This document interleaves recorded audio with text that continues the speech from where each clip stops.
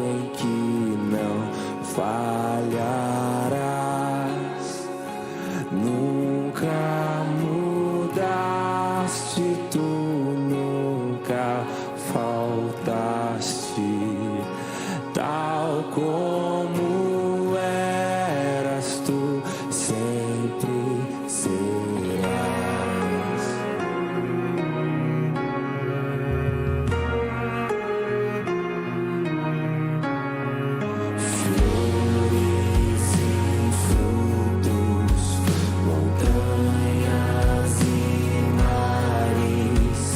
Sol, lua, estrelas brilhando.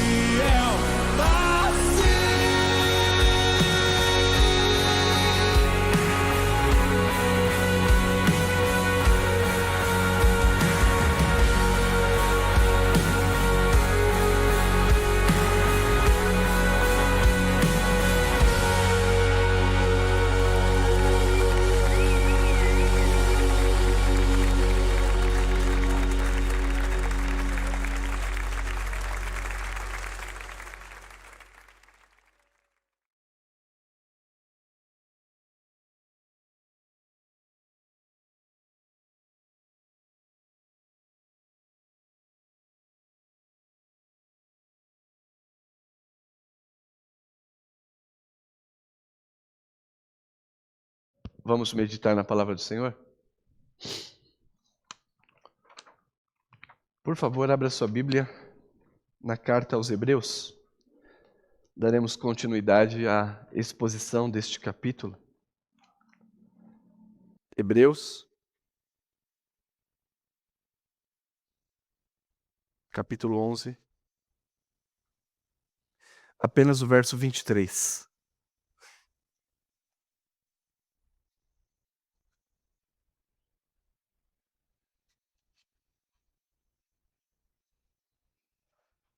A fé corajosa de uma mãe.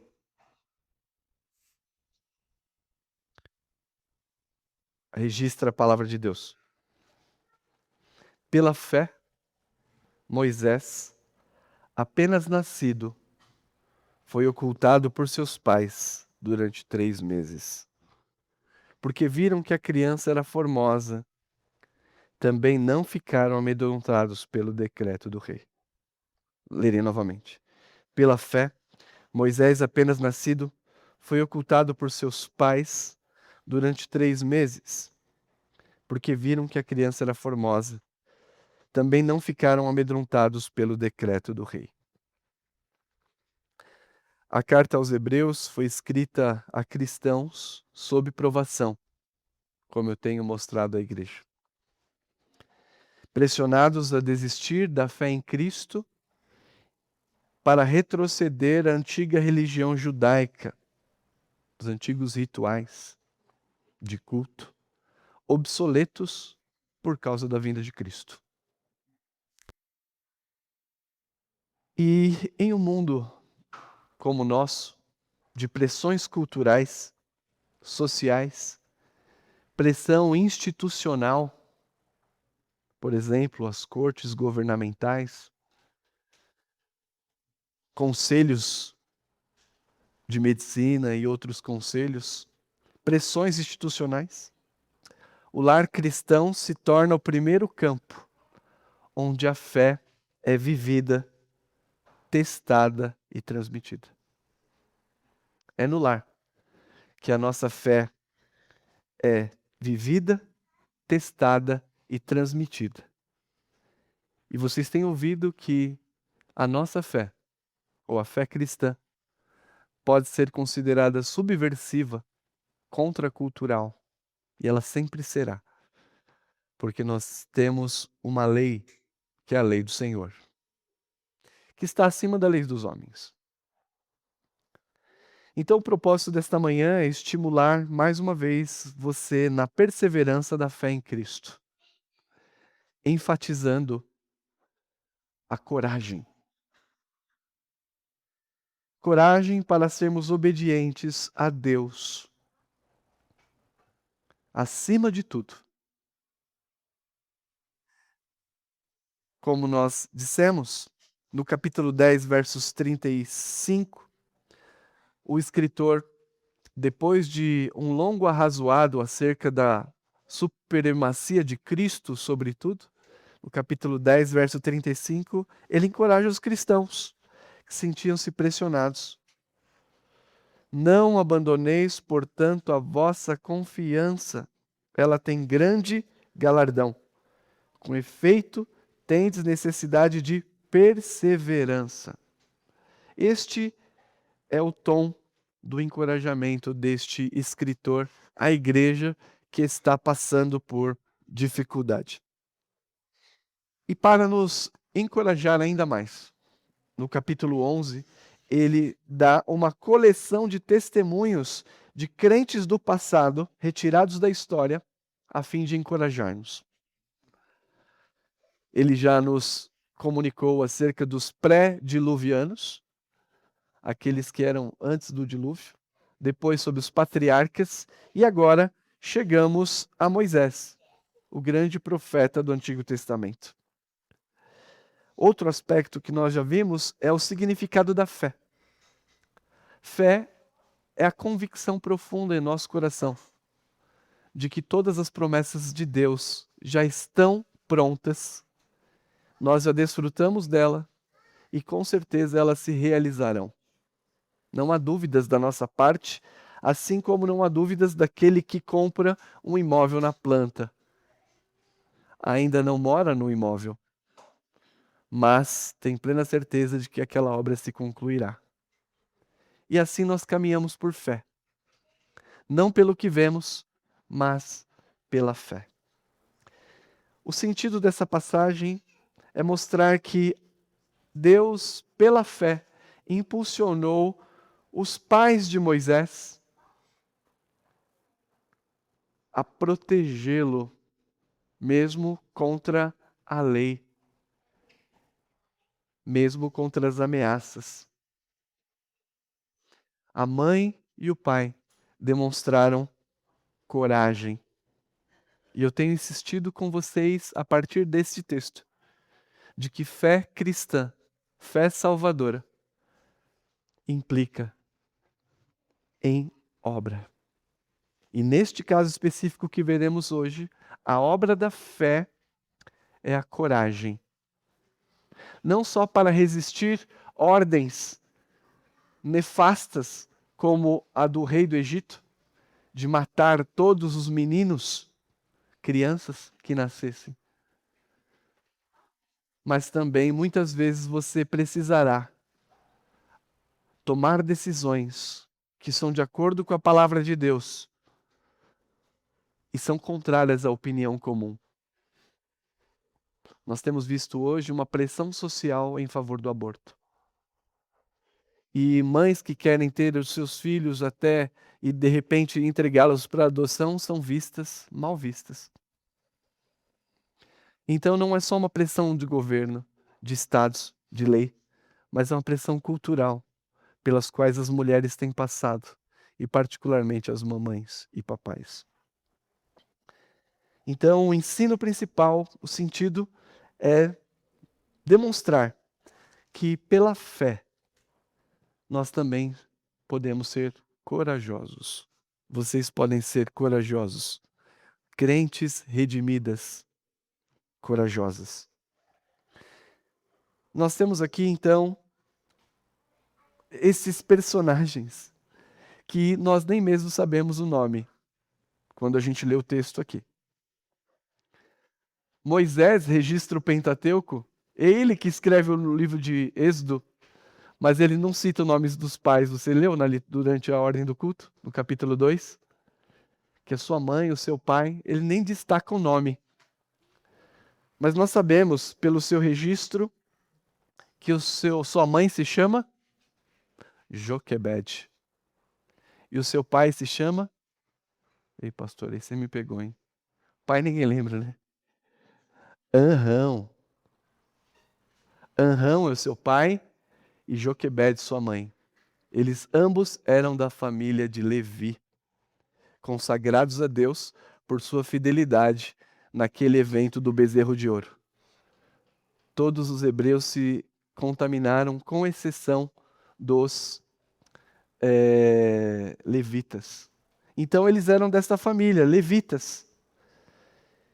Estavam no Egito, já depois de gerações de escravidão, por 400 anos. E agora, porque o número de hebreus aumenta, esse é o contexto da história em que esse versículo é escrito, por ordem de Faraó, por uma conveniência política, para reprimir, suprimir o crescimento numérico de hebreus, com medo do esfacelamento do Estado egípcio, este novo faraó, então, implementa políticas opressoras. Escravizar duramente os hebreus, mas não o suficiente, agora ele ordena que os filhos sejam mortos ao nascer. Estabelece uma estratégia. As parteiras devem fazer o trabalho sujo. Não dando certo, as parteiras temem a Deus, mulheres que temem a Deus. Só um parênteses aqui. alguns estudiosos que eu li, exegetas, falam que Sifra e Puá, o nome delas, eram nomes com origem semita. Talvez elas fossem misturadas, espécie de egípcia, mas hebreia. Então elas temeram a Deus. E recusando-se a matar as crianças depois do nascimento. Não somente elas, mas talvez encorajadas por esta fé, por este temor, Joquebede decide firmemente em seu coração não entregar seu filho para a morte. Este é o contexto. E pela fé, diz o texto, ela tomaram duas decisões. A primeira, ocultaram Moisés.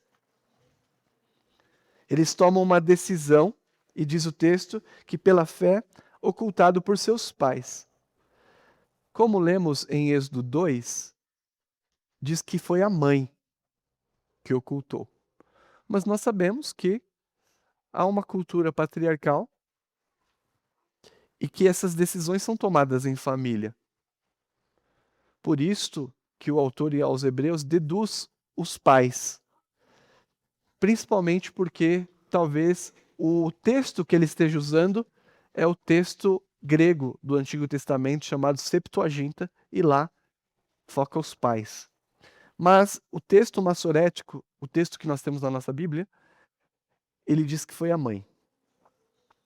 Então, por isso eu posso dar uma ênfase um pouco maior aqui nas mães. Arão e Joquebede decidem resistir à ordem do imperador, escondendo seu filho. De alguma forma, eles tiveram a percepção do destino de Moisés como libertador dos hebreus. Quem lê esse texto diz assim: porque viram que a criança era formosa, talvez deduza que salvou o bebê porque achou que ele era fofinho. Moisés é tão fofinho, não pode matar essa criança. Mas vai além disso.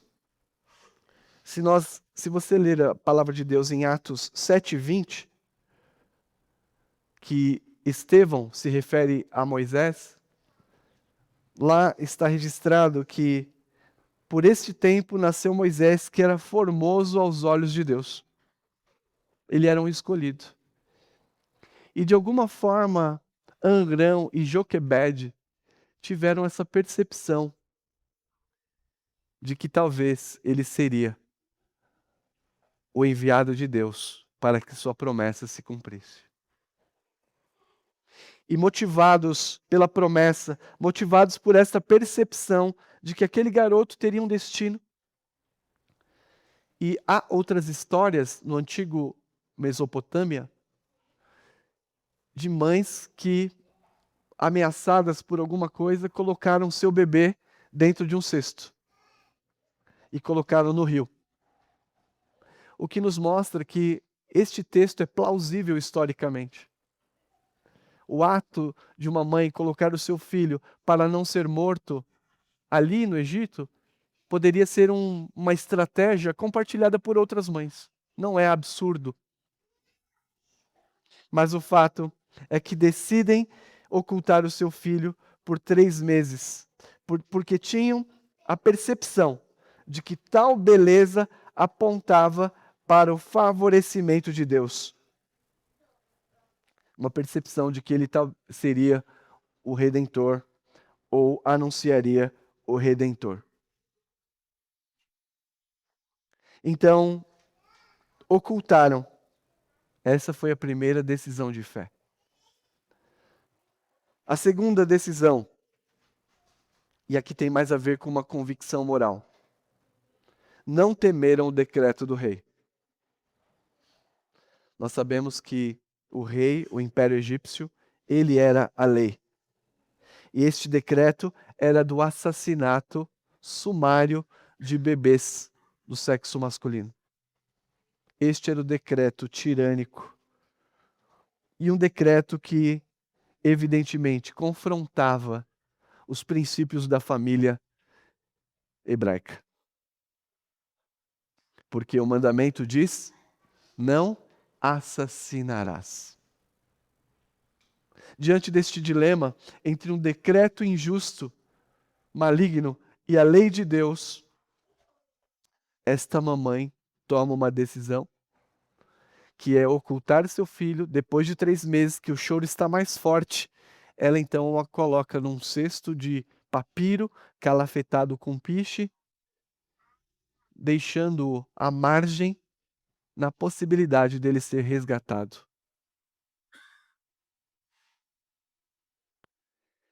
Queridos, não temeram. Joquebede confiou em Deus. Neste caso, a desobediência não é rebeldia política, mas um ato de fé que orientou sua escolha moral. Preservar a vida é um mandamento. Este é o aspecto positivo do mandamento: não assassinarás. O princípio é de que a vida deve ser preservada até a última instância. Que diferença nós temos visto nos nossos dias, não é? Onde considera-se vida um organismo no espaço ou no mar, mas não considera a vida um embrião.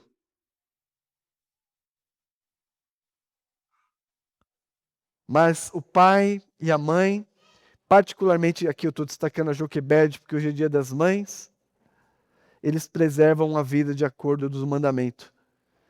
E a fé cristã, a fé que você professa de verdade, se o seu coração você professa essa fé, você que tem filhos pequenos ou filhos grandes, muitas vezes essa fé parecerá subversiva aos governantes.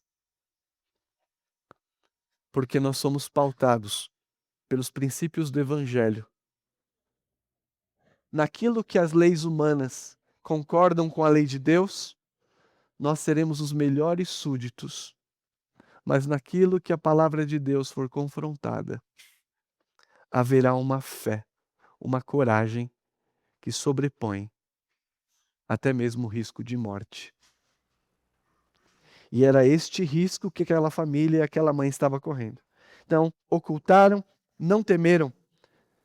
E aqui, irmãos, nós estamos falando sim de desobediência civil. Pedro e João foram presos por ter curado um homem. E não só por ter curado, mas por anunciar que este homem tinha sido curado no nome de Jesus Cristo, a quem os judeus mataram. Isso está no capítulo 5 de Atos. Quando inquiridos pela autoridade, que vocês não devem falar neste nome, não devem curar neste nome, a resposta deles foi: antes importa obedecer a Deus do que aos homens. Por isso a fé parece ser subversiva, porque nós resistimos a toda lei que nos obriga a coisas contrárias à palavra de Deus ou nos impede de praticá-la. Isso está na nossa confissão de fé, no capítulo sobre consciência e liberdade.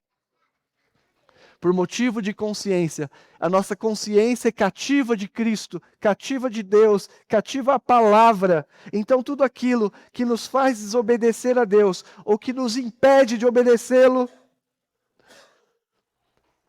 inevitavelmente, nós não obedeceremos. Desobediência civil. E talvez você, pressionado pela sociedade, pela cultura, pressionados pela cosmovisão pagã, tolere a ideia de aborto por qualquer causa, como tem sido os dias de hoje. A lei brasileira tem leis previstas o aborto.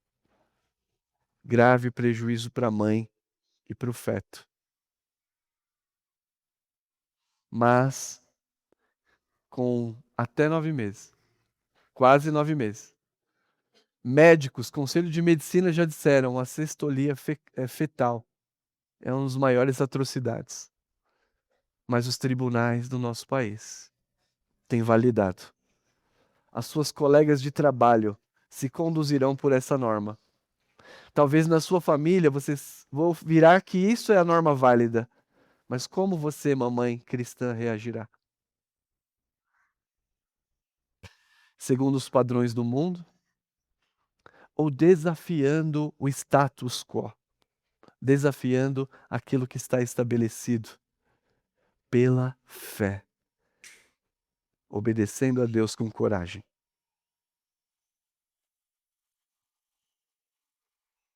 Então, pela fé, ocultaram o menino, tomando uma decisão que se colocava em risco,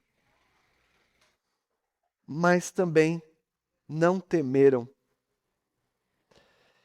E nós destacamos aqui a coragem dos pais, particularmente da mamãe, como modelo de fé que vence o mundo. E aqui eu quero compartilhar algumas aplicações com vocês. Primeiro, os pais, pai, digo não pai masculino, mas pai no sentido pai e mãe. E as mamães aqui podem se apropriar como Joquebede. Os pais são a autoridade encarregado da formação dos filhos e de protegê-lo desde a concepção. Esta é a fé cristã. Neste Dia das Mães, em que todo mundo celebra a vida, celebra a maternidade. Precisaremos, irmãs, discernir quando obedecer e quando resistir. Quando obedecer e quando resistir. E nós também devemos saber como usar os meios próprios para isso. Coragem cristã não é ser agressivo. Coragem cristã é sermos fiéis a Deus, mesmo quando custa muito caro. Custa muito caro ser fiel a Deus neste mundo, mamãe. Principalmente na criação dos seus filhos. Mas é esta coragem que Deus está estimulando você hoje. Ele continuará protegendo a sua fidelidade.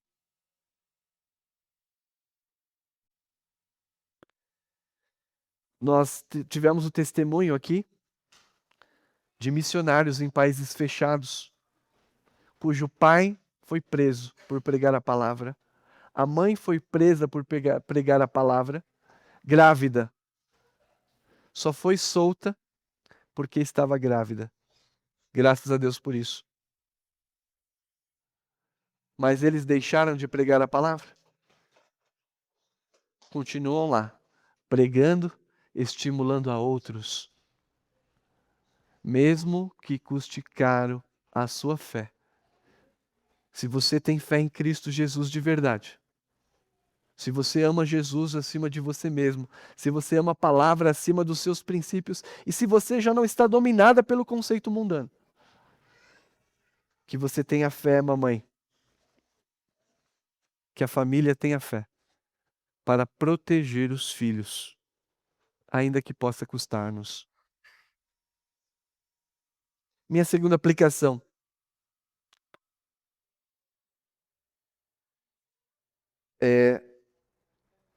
A fé salvadora é demonstrada em obras. Talvez você diga, eu tenho fé em Jesus, não ora, não lê a Bíblia, não cultua a Deus. A sua vida está, você não lembra de um versículo, a sua fé é morta, você não é crente. Você ainda não foi salva por Cristo Jesus, não foi salvo. A fé salvadora se evidencia em ações. E aqui eles perseveraram na obediência a Deus, mesmo sob ameaça. E este é um ponto importante neste trecho da carta. porque a igreja está sofrendo uma pressão social, os seus bens estão sendo confiscados, estão sendo cancelados publicamente, famílias divididas e abandonadas. A pressão é muito grande e, sob um aspecto, a fé é também resistir passivamente, sem abandonar. Você está sofrendo essas pressões, mas não reage no sentido ativo. Você simplesmente suporta com fé e perseverança. Suportar a perseguição, mamãe, sem abandonar a fé. Nos grupos de mães do WhatsApp dos seus filhos, falam, você tem medo de se colocar e colocar a verdade. Irmãs e irmãos, essa semana eu dei uma aula onde eu passei um videozinho, chama A Roupa do Rei, para falar para as crianças ali, os adolescentes, sobre a importância do senso comum, que é você perceber as coisas e falar as coisas como elas são. Então nós somos aquela criança dessa história. Enquanto todos os bajuladores, enquanto todos falavam contra o bom senso, a voz das mamães cristãs, como Joquebede significa, o rei está nu. Vocês não estão vendo? A palavra de Deus é o que nos dirige. Mas lembre-se, o crente não é um guerreiro, ele não é violento, ele é sábio e também sabe como usar as palavras para edificar, não para destruir. Então a fé salvadora, ela tem um aspecto ativo de desobedecer um decreto injusto, se for preciso, mas também um aspecto passivo de suportar perseguições sem retroceder na fé. É assim que tem sido a sua vida? E por último, não deve ser muito fácil, como a gente vê nos países fechados, como irmãs e irmãos resistem. Como as parteiras Sifrá e Puá. Como os pais de Moisés, Amrão e a sua mãe Joquebede. Resistiram ativamente aos desmandos, à pressão política, à pressão social, por causa da sua fé. Mas quem sofreu mais do que todas essas pessoas? Nosso Senhor Jesus Cristo. Daqui para frente eu vou começar a dar os spoilers. Capítulo 12 e a minha última aplicação.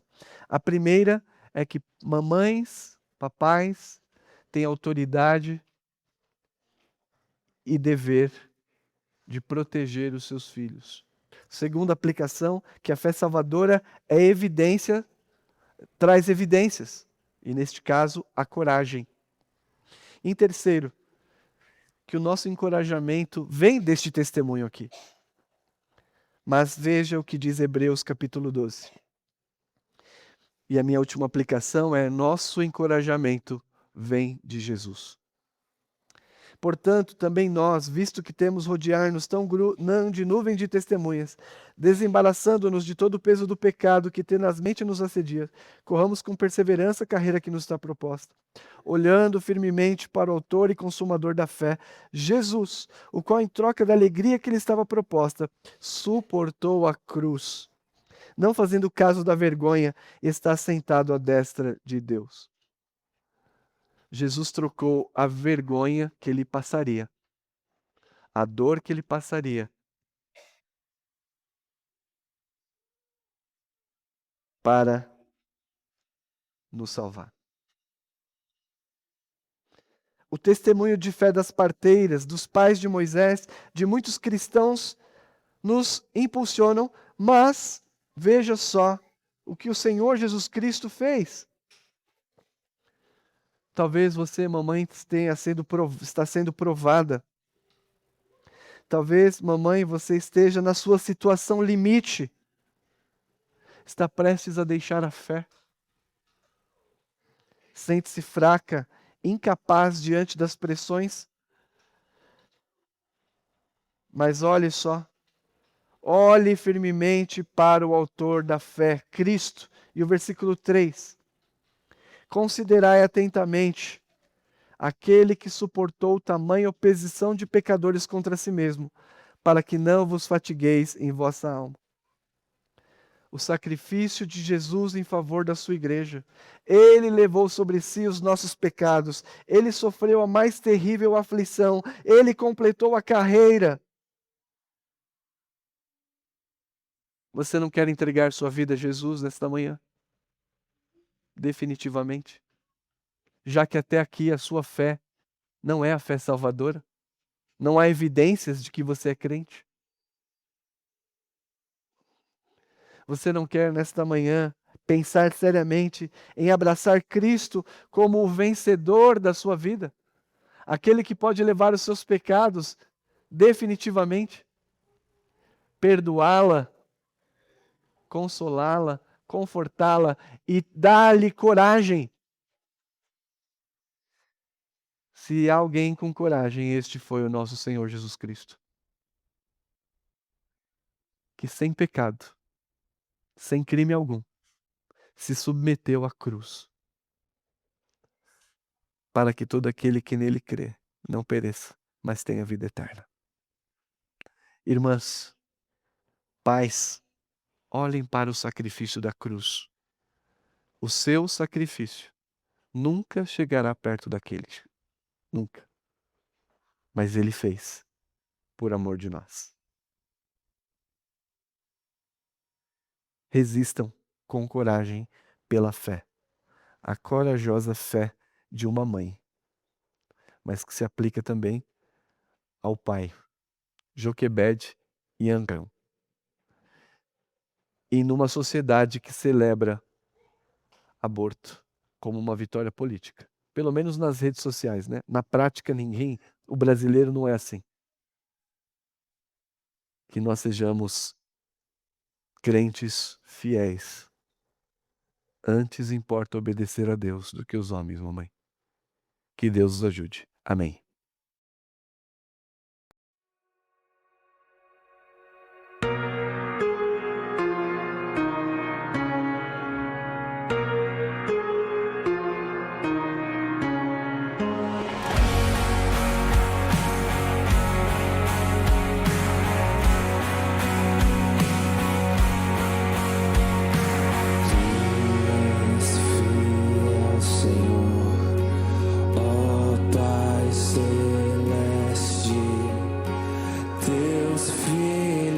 Sabem que não falharás,